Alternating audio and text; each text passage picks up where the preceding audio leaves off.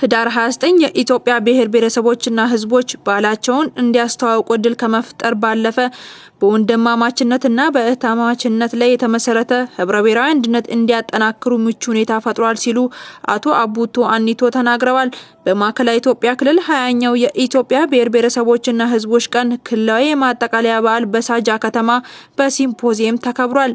የማዕከላዊ ኢትዮጵያ ክልል የብሔረሰቦች ምክር ቤት አፈ ጉባኤ አቶ አቡቶ አኒቶ እንደገለጹት ለኢትዮጵያ ብሔር ብሔረሰቦችና ህዝቦች መብት መከባበር ህገ መንግስታዊ ዋስትና የሆነው የፌዴራል ህገ መንግስት ህዳር 29 በ1987 ዓመተ ምህረት መጽደቁን አፈ ጉባኤው አስታውቀዋል።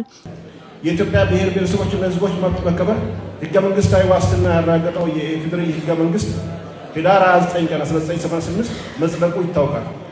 ይህን መሰረት በማድረግ የፌዴራል ፌዴሬሽን ምክር ቤት ሚያዝያ 1998 ህዳር 29 ቀን የኢትዮጵያ ብሔር ብሔረሰቦች ህዝቦች ቀን ሆኖ እንዲከበር ወስኗል።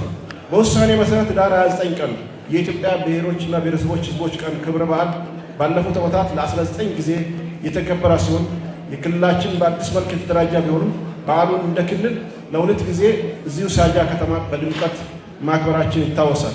20ኛው የኢትዮጵያ ብሔር ብሔረሰቦችና ህዝቦች ቀን በዓል በክልሉ እንደሚከበር የፌዴሬሽን ምክር ቤት ከወሰነበት ቀን ጀምሮ ለበዓሉ ሁለንተናዊ ዝግጅት መደረጉን የክልሉ ገጽታ ሊቀይሩ የሚችሉ ተግባራት መከናወናቸውንም አንስተዋል። የ20ኛው ብሔር ብሔረሰቦችና ህዝቦች በዓል በክልላችን እንዲከበር በኢፌዴሪ ፌዴሬሽን ምክር ቤት ከተወሰነ ጊዜ ጀምሮ ለበዓሉ ሁለንተናዊ ዝግጅት ለማድረግ በተደረገው እንቅስቃሴ የክልሉን ገጽታ ሊቀይሩ የሚችሉ የተለያዩ ተግባራት ሲከናወኑ ቆይቷል። እነዚህ ተግባራት የክልሉን ገጽታ ከመገንባት አልፎ በርካታ ኢኮኖሚ ጠቀሜታ ያላቸው ናቸው። በመሆኑም የዘንድሮ የብሔር ብሔረሰቦች ህዝቦች በዓል በክልላችን ማክበሩ ክልላችን ወደፊት ለሚያከናውናቸው ተግባራት ጥሩ መነቃቂያ ከመሆኑ በላይ የክልላችን ህዝቦች ከሌሎች የሀገራችን ህዝቦች ጋር ያላቸው ግንኙነት የበለጠ የሚያጠናክር ይሆናል የሚል እምነት አለ። የክልላችን መንግስት የዘንድሮን የ20ኛውን ብሔር ብሔረሰቦችና ህዝቦች በክልላችን ማክበር የክልላችን ሆነ የሀገራችን ህዝቦች የእርስ በርስ ትስስር ለማጠናከር ክልላችን ለሌሎች የሀገራችን ሆነ የዓለም ህዝቦች ለማስተዋወቅ ካለው ፋይዳ አንጻር ስለሚገነዘብ በደስታ ተቀብሎ ገና ከጅምሩ በከፍተኛ ሁኔታ ዝግጅት አድርጓል። በዕለቱም የማዕከላዊ ኢትዮጵያ ክልል ርዕሰ መስተዳድር ክቡር ዶክተር እንዳሻው ጣሰው በዓሉን በተመለከተ በተዘጋጀው ሲምፖዚየም ላይ ባስተላለፉት መልእክት እንደገለጹት ለፌዴራሊዝም ስርዓት ግንባታ እሁን መሆን የጋራ ትርክት አስፈላጊ ነው ብለዋል። ስርዓት ግንባታ የጋራ ትርክት ያስፈልገናል። ነጠላ ትርክት ብዙ ሀገሮች አፍርሷቸዋል። ነጠላ ትርክት የኔ ይበልጣል የሚል ጉዳይ ነው። ነጠላ ትርክት ሲበዛ ይበጣጥሳል።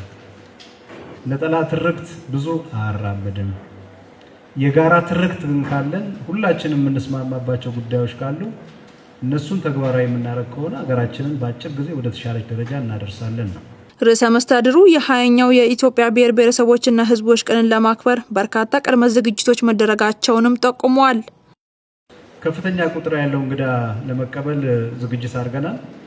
በ28 ዛሬ በ22 የባዛር እና ኤግዚቢሽን የአይከን ምርቃት እናከናውናለን። ወልቂጤ ላይ ከ25 ጀምሮ ሆሳና ከተማ ላይ የተለያዩ ሁነቶች አሉ። የሩጫ ከሁሉም ክልል የሚመጡ የባህል አምባሳደሮችን መቀበል፣ በ28 ደግሞ በአጠቃላይ ከሁሉም ክልል ከፌዴራል መንግስት የሚመጡ ከ1300 ያላነሱ ትልቅ ሲምፖዚየም አለ። በክልል የተዘጋጀ ሰነድ አለ፣ በፌዴራል ደረጃ የተዘጋጀ ሰነድ አለ። እሱ ይቀርብና ውይይት ይደረጋል።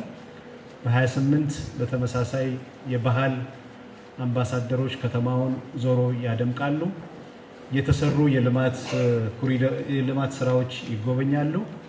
በ29 በስቴዲየም አጠቃላይ በዓሉን ከ45,000 እስከ 50,000 ሰው ወጥቶ ያከብረዋል።